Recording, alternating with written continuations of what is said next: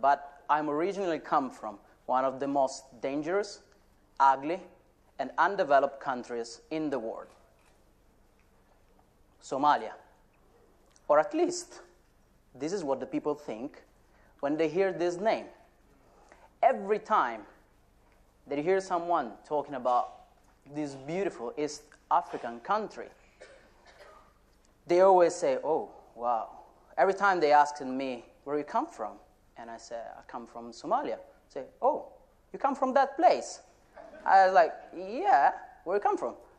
But every time I always face this kind of situation where people ask you where you come from, and you feel a bit ashamed because the people make you feel that you come from the wrong place.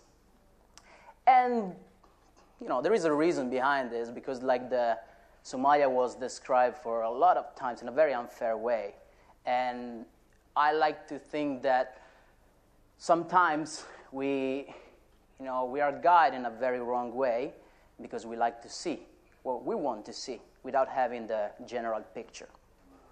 When you hear Somalia, usually there appear in your mind three things. Famine, so typical thing. Especially Mogadishu, the capital city. Black Hawk Down. I believe that a lot of you watch this movie, So I guess that if they ask you to go to Mogadishu, you will say, oh, Black Hawk Down. So yeah, maybe I'm going to somewhere else. And my favorite one, piracy. I think that thanks to this movie, we moved from the nation of poets to the nation of pirates. But this misconception of the country was always present, as I say, in my life. And sometimes I really feel ashamed to be Somali. And, I hope to be something different because, the people makes you feel different in that way. But despite that, I always wanted to be part of a possible change and try to be part of something different. And I tried when I was starting from the high school and then university to do research, try to figure it out because I never been to Somalia before. And I was like, okay, but what it is? So I like to divide Somalia and, the history of Somalia, let's say, in three parts. And in particular, the history of Mogadishu, the capital city, which is the biggest city in Somalia. And I want to ask you, audience, one thing. How many of you are over the age of 35? Can you please raise your hand? All right. If you was born in Somalia, this is the Mogadishu that you would have seen. Mogadishu was known as the white pearl of the Indian Ocean, one of the most beautiful cities that you could have found in Africa. Pretty different, yeah, from Black Hawk Down, I believe.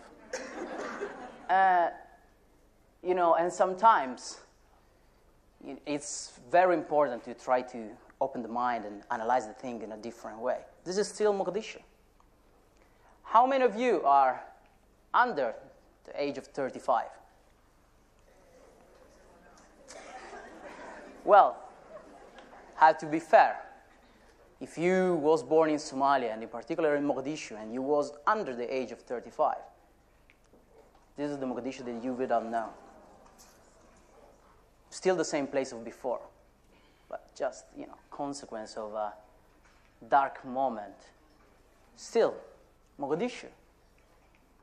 But this is just a piece of the story of the whole nation, and this is just a piece of the story of a country. And it's very interesting to understand how the things can change, no? But in my case, my Somalia was very, very different from all of this. As I say, I grew up and I was born in Italy, so I didn't have the possibility to go for a lot of time. And the Somalia that I grew up with was made by the memories of my families, the memories of the cousins. And, they always describe the first part that I show you, the beautiful side of Mogadishu in particular. And despite the fact that, as I said, I was born in 1990, 3 years after the biggest, internal conflict in Somalia. And then Mogadishu in particular became well known not to be the white pearl of the Indian Ocean, but more as the symbol of a failure state. And it became even common in the international cooperation to say, when there are missions for peace, well, let's not make this another Mogadishu. Well, but for me, all of this didn't make any sense. And the Mogadishu that I saw was, the Somalia that I saw was completely different, made by smiles of people, beautiful colors, and an amazing sky, people happy, so completely different from the history of the country. So I'm an architect, and I specialize myself in emergency architecture because I always wanted to be able one day to contribute to my own country and try to give back with my skills. But I didn't really want to go as soon as I've been there, as actually wasn't planning at all. And before Somalia, I was working different emergency contexts, from South America to west of Africa, in Asia. And I was trying to prepare myself for one day be able to go back and be prepared. Well, this occasion comes when my cousin comes to me, and she told me, well, I want to go and build this community center and this mosque, and so can you do the project? And I was like, yeah, sure, I'm going to do the project, but I ain't going to come with you. I'm going to stay in here. Well, 1 month after, I was on a flight for Mogadishu. I still don't know how that happened. I'm not going to lie to you. And after that, my life completely changed. That was the point zero for me. It was the beginning of a new adventure, was the beginning of a new story, and was the beginning of my architectural journey. But do architecture in an emergency situation is very, very complicated. But do architecture in a post-conflict area is even harder. Because you not only face the security problems, you face also a nation that is traumatized, a nation that has different priorities. And you do architecture between different realities, the realities of the past that someone is still remember, nostalgia, and what it is right now. And still, you fight with the ruin of like a very crazy situation. But this is only one face of the same coin, because Mogadishu is one of the most developed city right now in Somalia, and it has a rate of growing very, very high. So the situation changed a lot. But still do architecture in this context is so complicated, because there are a lot of people that live under the line of poverty, a lot of people that are traumatized, a lot of people that do believe that architecture is not a priority at all. Say, when I was going there, I said, well, we need to do like certain things. I say, hey, I need my rice, I don't need that, especially when you face certain situation. And this general situation brought me to do an analysis and try to figure it out. How can I help my own country, and how can I give a service for what it concerns the shelter? Because shelter, having a house, is one of the human rights. And a lot of people doesn't have it. A lot of people was displaced. A lot of people live in refugee camps, in IDP camps. So how can I make the people understand the need of this? That was my question. So as all the diaspora that grew up abroad and they come back to Africa, sometimes you go back with arrogance. You say, I have a degree, I have a master, you just listen what I have to tell you. And they laugh at you, And I say, hey, what do you want to tell me, So for me, I try to go in another way. I try to listen more and speaking less. And, I was very fascinating about everything that I saw, because for me it was like a way to reconnect in somehow. Because I grew up with one step in the Italian culture and one step in the Somali culture. But I wasn't prepared at all. Thanks to my job, I had the opportunity to travel around Somalia and see different realities from the south to the north. And I had the possibility to experience different things. Sometimes it was difficult, and sometimes I learned that I didn't really know nothing. You know, sometimes I was just like, like you can even have 10 degrees, but that doesn't change anything because these people live in a very hard situation. And in order to do an architecture in there, you need to reconnect and connect with the people. But sometimes, I try my best. Sometimes was also kind of funny, I guess. I milk a camel. And if you can see this photo, I'm pretty far from the camel because he was moving and I wasn't that sure. Everyone was laughing at me. I was trying to milking a camel. But, and I believe that I reconnected a bit, at least with that camel. What I'm trying to do after all this research, my final result was that, okay, in order to reconnect, in order to do an architecture that makes sense, you need to bring back the cultural identity, the sense of belonging that somehow we all lost. Sometimes the thing that I noticed that is like pretty common in Africa in general is like, okay, we have African products, but the Western ones are better. Yeah, you're good, but let me buy the other one. So I wanted to try to change these things. And how to do that? Well, I tried to take the most traditional Somali tools. These are burjiko, small burjiko, eating sometimes. And I tried to transform what is like the most common image of the cultural identity of Somalia in design objects.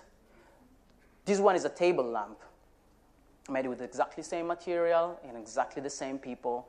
So I try to show to the people and to myself too that it's possible to bring back the old culture and make something modern.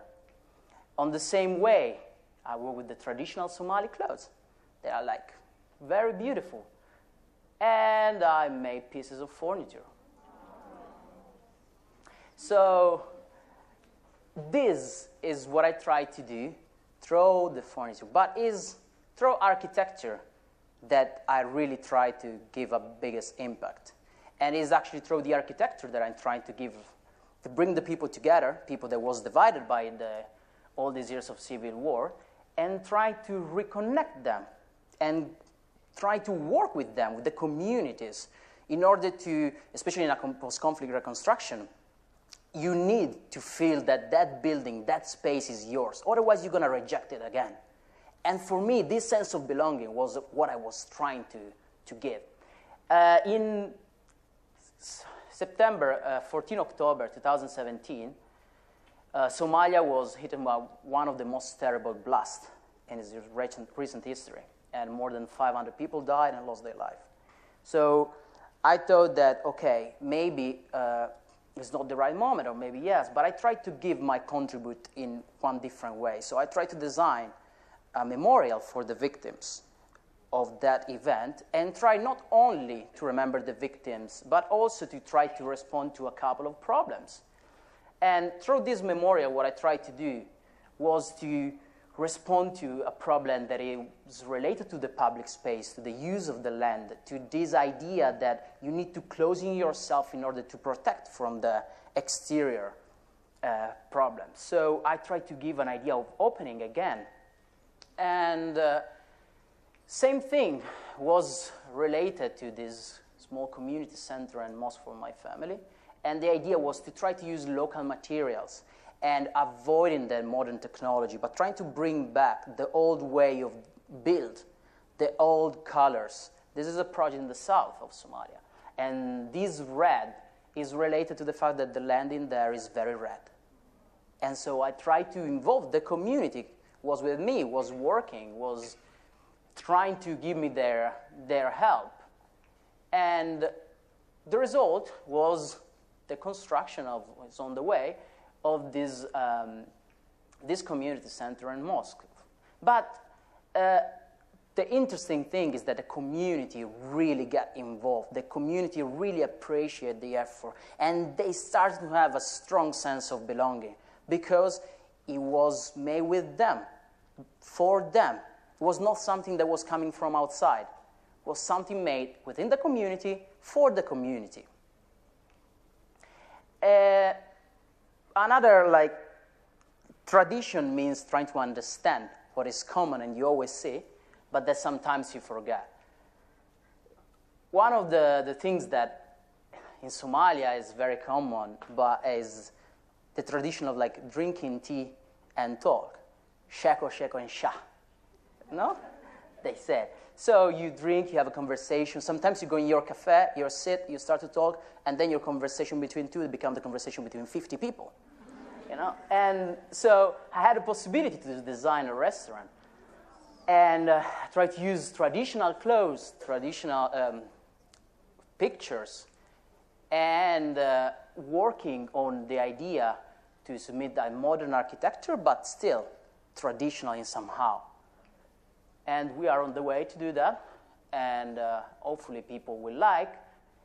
But my work was entirely, made for the community itself. And my hope is that through the cultural identity of Somalia in my case, but hopefully through the other African country, we bring back strong sense of belonging. We become, again, proud to be, in my case, Somali, but all African.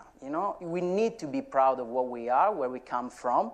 And I believe that architecture is the representation of this cultural identity. Architecture can be a symbol of Renaissance. It can be a symbol of a new modern era.